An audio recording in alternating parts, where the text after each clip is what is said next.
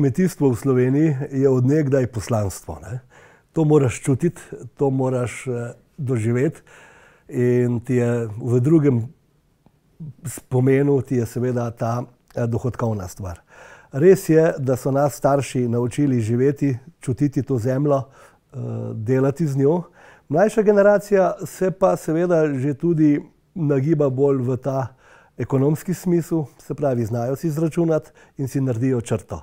Vendar sem prepričan, da bomo Slovenci še kmetovali, tudi kljub težkim časom, veliko težkih časov smo preživeli, bodo prišli boljši časi, lahko pridejo tudi slabši časi, ampak Slovenci bomo slovensko zemljo še obdelovali.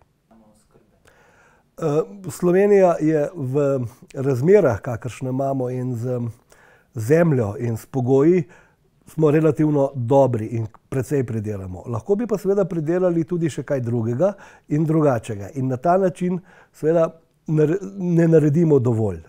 In se lahko popravimo in se lahko zboljšamo.